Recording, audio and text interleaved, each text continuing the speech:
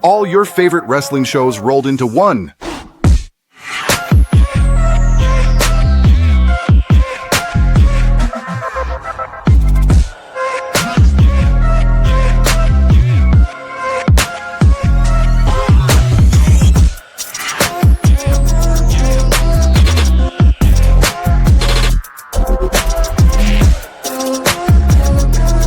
Welcome to the We Book It podcast. Let's start the show.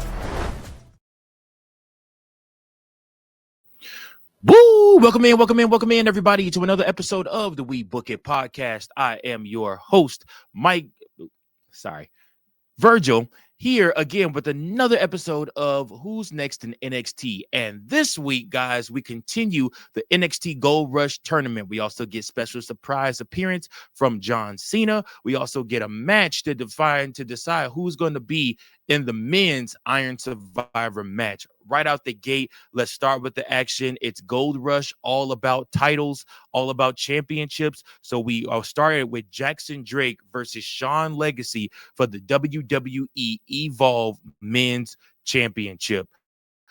So this match starts out first, and Dr. Thirst is taking on Jackson Drake, who is the champion.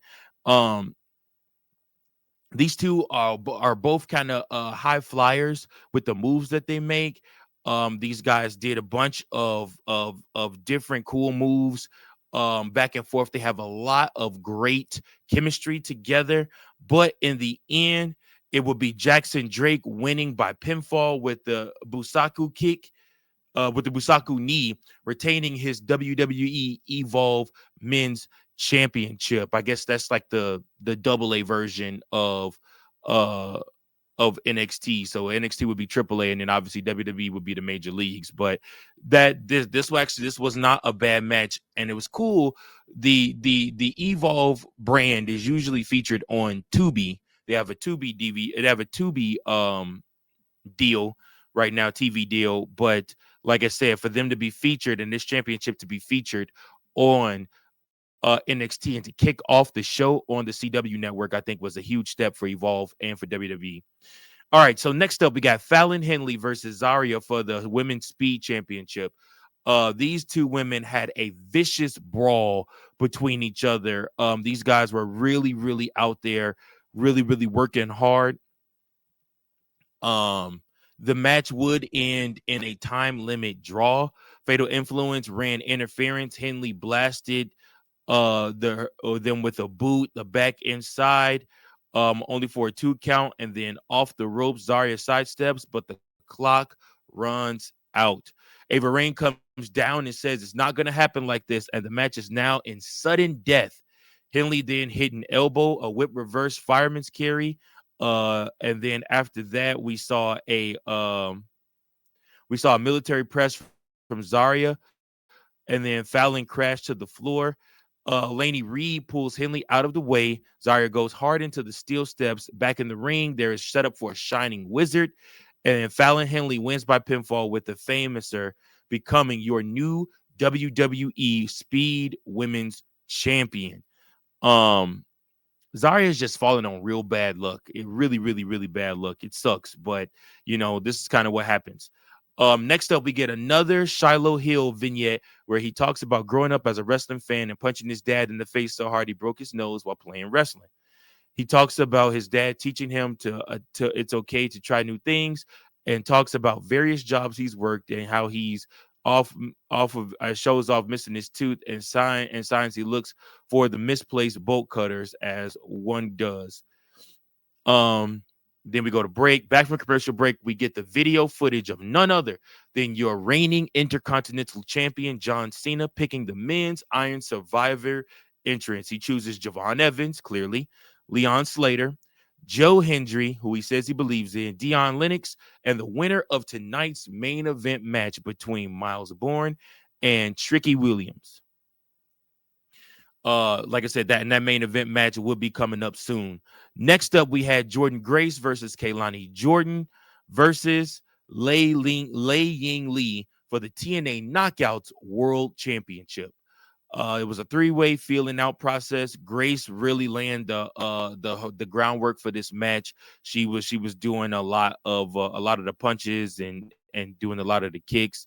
Lee was kind of in the middle of things. These guys went back and forth for a long time. This match actually got a fair amount of time in the ring.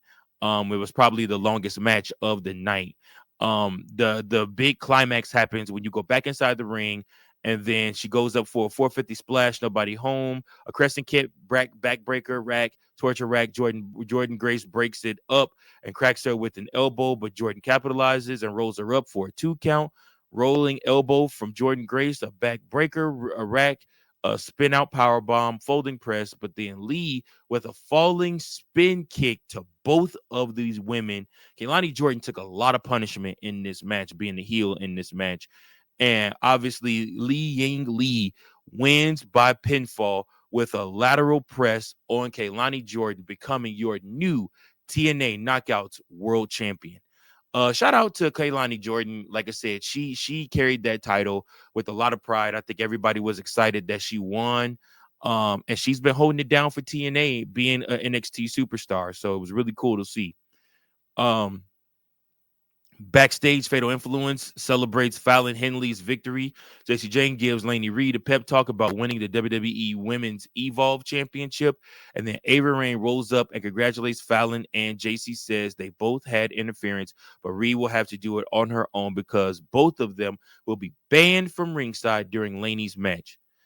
Back from commercial break, we get a sit-down interview with Absolute Ricky Saints. He says Obafemi's return means all eyes are on him and everyone is doubting how long he's going to be champion. That pressure is heavier than the title is. He admits that his win against Obafemi was a result of a number of factors going his way and people asking if he's going to beat Oba again. And he says he doesn't know, and that's hard to do. He asked himself if he's just a deviation from Femi, and we're going to get right back on that highway. But he's doing his best to quiet that voice. He says if he can't beat Oba, all this journey will be for naught. But the thing about all the pressure is that pressure is his ally, and it doesn't feel good, but he can use it to his benefit if he really puts his mind to it. The impossible is possible when it comes to Ricky Saints, and he's going to prove it to everyone. The literal meaning of a babyface right there. That was definitely a babyface a babyface promo. I said primo. Kendall Gray versus Laney Reed for the WWE Women's Evolve Championship is next. This match, like I said, was another cool match. Kendall Gray ended up winning by pinfall with Shades of Gray retaining her WWE Evolve Women's Championship. Next up, you see Dark State backstage with Dion Lennox. They say it's time for him to go after a singles title, but don't worry, it's still all about the group for him. And Seth sends us the break. Back from commercial break, we get the video package of John Cena once again selecting the entrance for the women's Evolve match. So we got Sol Ruka, Lola Vice, Kelani Jordan, Jordynne Grace, and Kendall Gray. All good picks. My pick, I would say it's either going to be Sol Ruka that wins or it's going to be Jordynne Grace that wins. Either way, I don't hate it. And last but not least, guys, we got our champion, our last match of the night, our the Miles Bourne versus Trick Williams match for the Iron Survivor Challenge qualifying. Williams comes into the ring and immediately takes off on Miles Bourne, basically, like I said, beating the hell out of him, really trying to show his dominance and everything like that. Trick pretty much controlled majority of the match, but we come to the highlight of the match where Trick just really couldn't put Miles Bourne away. We get a huge uppercut from Trick, a German suplex from Miles, Bourne again countered, back body drop, sends him to the floor. Then Williams out after him, and he hits a cyclone kill. Charging in, there's a Trick shot sidestepped into the steel steps, and Bourne again connects on the floor.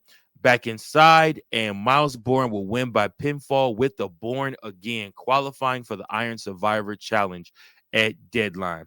Post-match, Dark State appear in the crowd and come to the ring. Javon Evans, Leon Slater, and Joe Hendry appear in the ring to give Miles Bourne some backup, and the two sets of men stare each other down, and that is how the show ends, folks. Listen, let me tell you something. Trick Williams being willing to put over Miles Bourne and take that L means a lot. And I also think that means Trick Williams isn't too far from being called up to the main roster. I know a lot of people think Obafemi will be called up after he eventually loses to Ricky Saints to establish Ricky Saints as the new face of NXT. But you're also looking at, you're also looking at probably Trick Williams going up to the main roster too. Listen, this has been your Who's Next to NXT recap powered by the We Book It Network. We appreciate you guys so much for tuning in. Make sure that you like, share, and subscribe, and leave your thoughts on these matches and on the comments we have and thoughts we have on the matches. Join the conversation. Appreciate you guys so much. Until next time, peace.